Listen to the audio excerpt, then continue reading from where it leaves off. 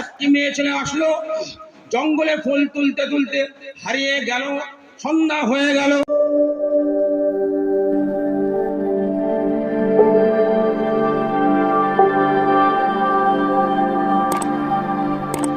কি হবে ভালো করে লক্ষ্য করুন।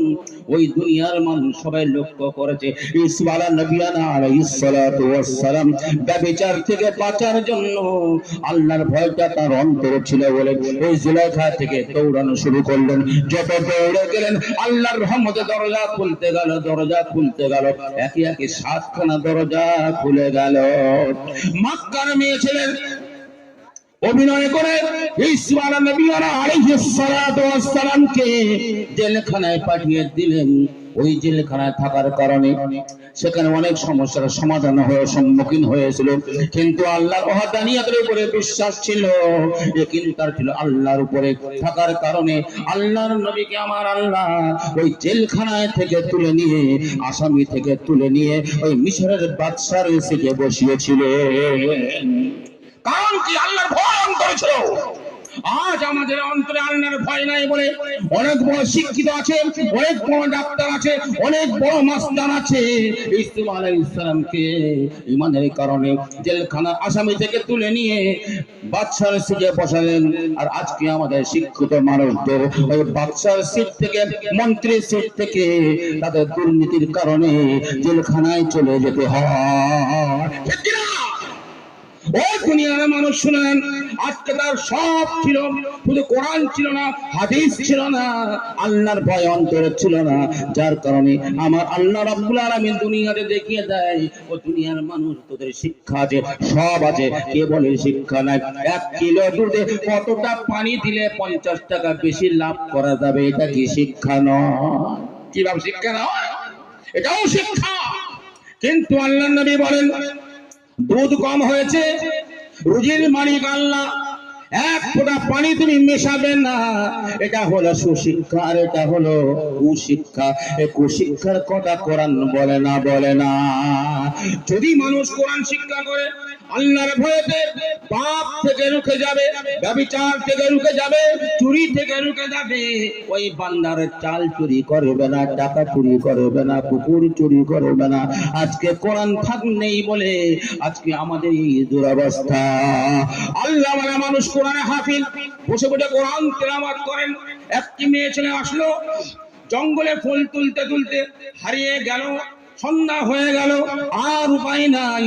পিছন ফিরে তাকিয়ে দেখে খুঁজে অন্ধকার, কোথায় যাবো? জবান যুবতী আমি একা, বাঘের ভয়, জন্তুর ভয়, সাপের ভয়, পেরেশান হয়ে গেল। হাঁটতে হাঁটতে হাঁটতে হাঁটতে একটা দেখলো জঙ্গলের পাশে একটা ছোট করে ঘর, টিম টিম টিম টিম করে বাতি দেখা যায় দূর থেকে।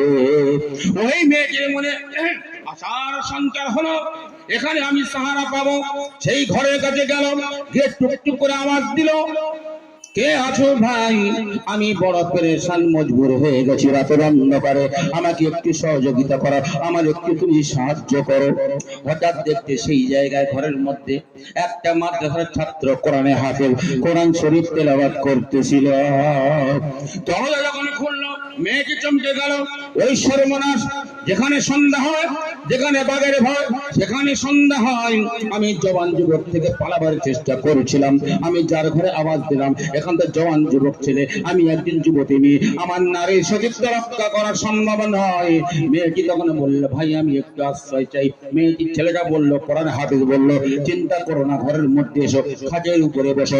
খাজের উপরে যখন বসলো, বসার পরে ওই মাদ্রাসার ছাত্রটা কোরআন শরীফ তেলাওয়াত করা শুরু করে দিল।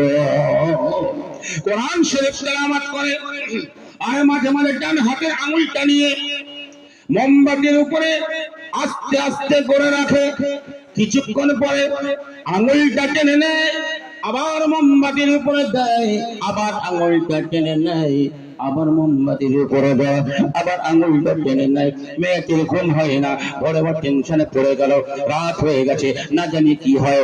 চিন্তা করতে করতে করতে করতে সকাল হয়ে যায়।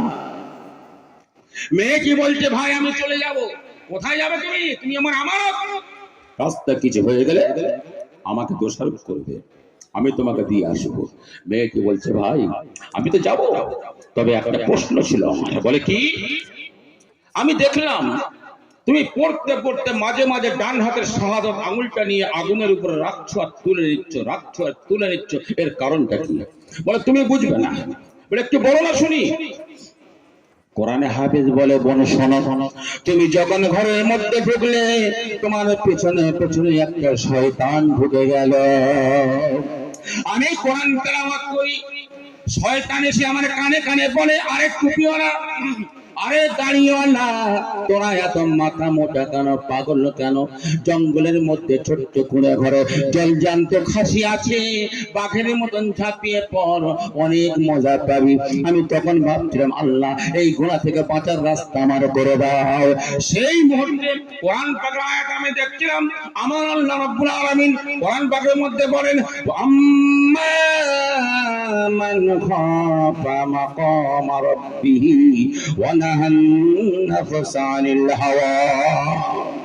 আমার আল্লাহ বলেন যে ব্যক্তি ভয় করবে, আল্লাহর সামনে আমার দাঁড়াতে হবে, এই ভয় থাকার কারণে অনাহান নাফসা আনিল হাওয়া, পাপের কাজ থেকে রুখে যাবে, মন চাই জিন্দেগিতে রুখে যাবে। যদি রুখে যায় আমার আল্লাহ বলেন ফাইনাল জান্নাতা হিয়াল মাওয়া, তার ঠিকানা জান্নাত হয়ে যাবে।